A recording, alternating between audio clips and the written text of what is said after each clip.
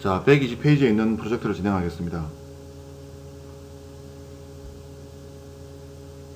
새로운 파트를 하나 시작을 하고요. 가운데 버튼 눌러서 그 다음에 스케치를 누르고 탑을 선택합니다.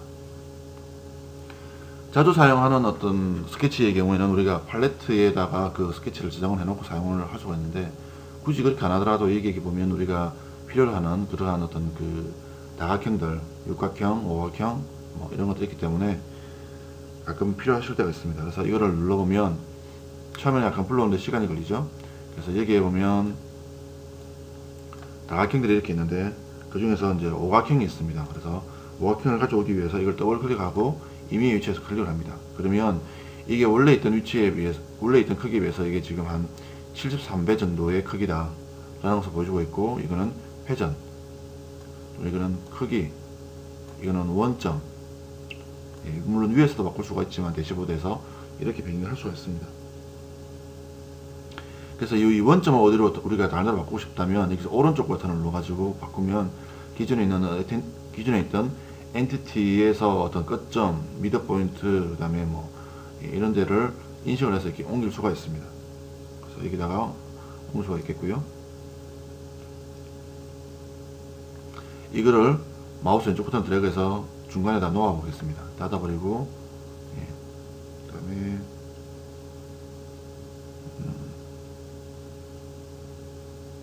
배율은 이거를 1대1로 하겠습니다. 이거 하고요. 그 다음에 확인 누르면 이렇게 되겠죠. 그래서 전체를 보면 이렇게 지금 되었구나 그런 사수가 있고요.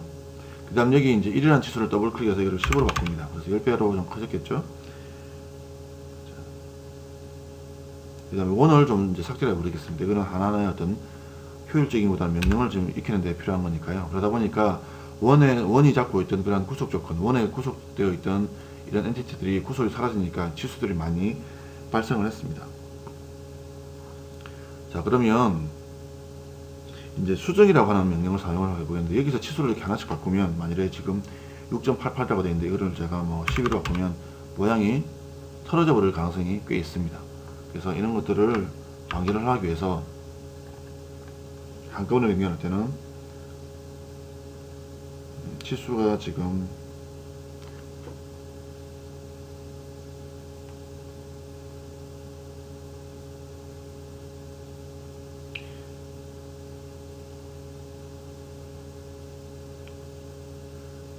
치수가 여러가지가 생성이 되었는데요.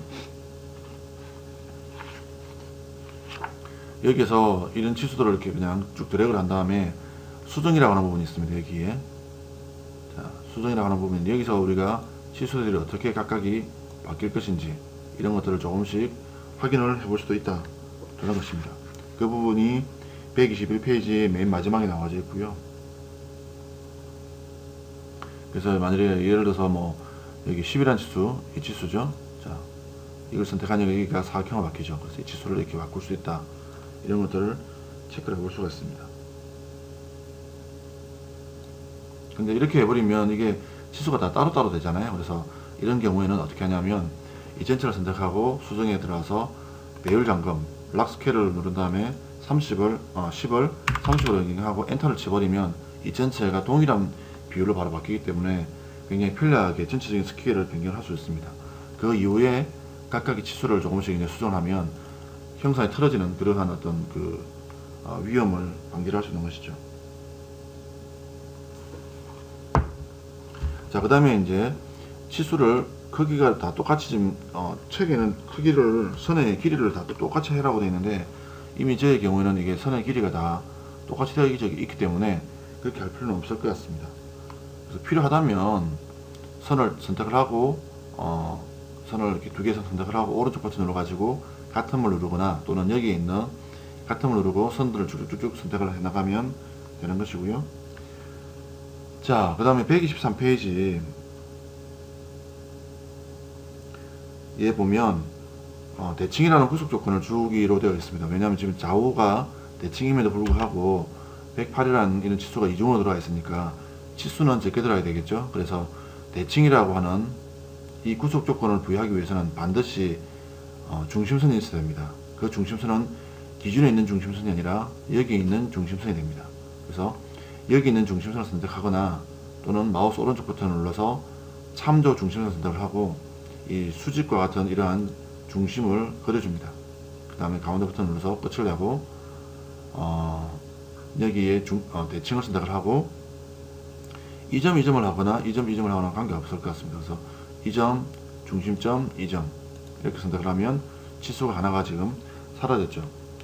이렇게 지금 되었다는 것을 볼 수가 있는 것이고요.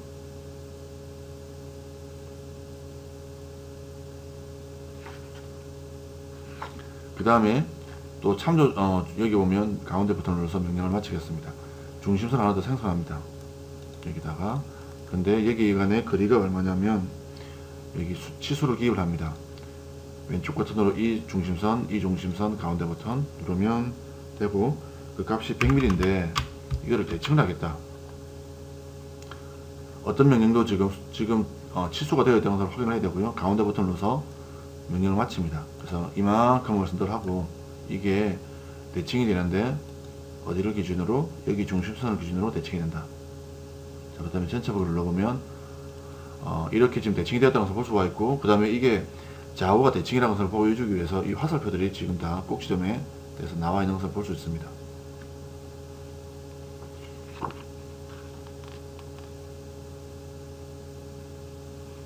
그래서 중심선의 거리가 100mm인데 예를 들어서 이게 치수가 좀 바뀌면 이런 식으로 30으로 바꾸면 따라서 대칭 복사되는 그 형상도 바뀐다는 것을 볼 수가 있는 것이고요. 그 다음에 30이라는 치수를 확대를 합니다. 그 다음에 이제 보면 여기에 이 아이콘, 이 분할이라는 아이콘인데 어떻게 들어보면 브레이크와 같은 거죠. 그래서 이거를 엔티티를 어떤 기준점을 기준으로 나누어 버리는 그런 형태가 됩니다.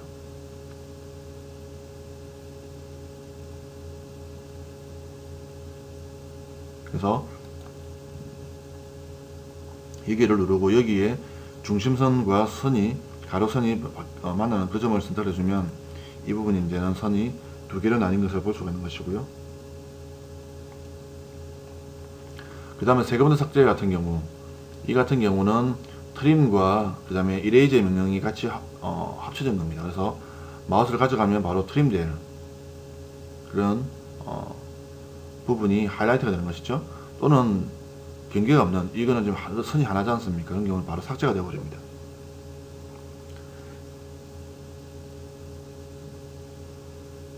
자, 그래서 여기를 눌러주면 여기가 바로 이렇게 트림이 되어 버리는 것이고요. 또는 마우스를 쭉 이렇게 왼쪽 버튼으로 드래그를 해서 필요한 지나간 어떤 마우스가 지나간 경계를 다 이렇게 삭제를 해버리는 그런 기능도 가지고 있습니다.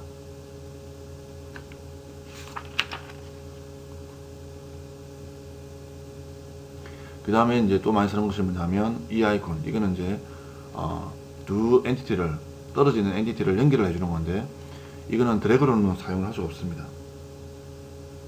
그래서 엔티티를 한 개, 두 개를 선택하면 거기가 이렇게 이어지는 것이고요. 또는 여기와 여기를 선택해야 되겠고, 그죠?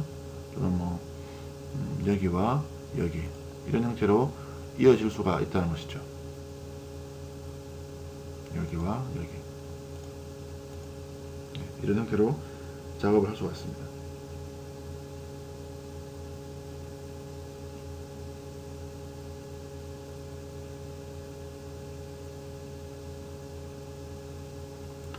자, 그 다음에 스케치를 빠져나가고 여기에서 보면 축을 보이게 합니다. 아까 우리가 이 축을 보이게 하는데 축을 보이게 했음에도 불구하고 이 축 3개 말고요, 여기에서는 축이 없죠. 왜냐하면 중심선을 생성을 했지만 그 중심선이 여기 기준 그룹에 있는 중심선이 아니라 스케치는 이 참조 중심선이었기 때문에 그것은 외부에서는 사용할 수가 없고 스케치 내부에서만 사용이 됩니다. 자, 그렇게 해서 127페이지까지 프로젝트를 다 완료를 하게 되었습니다.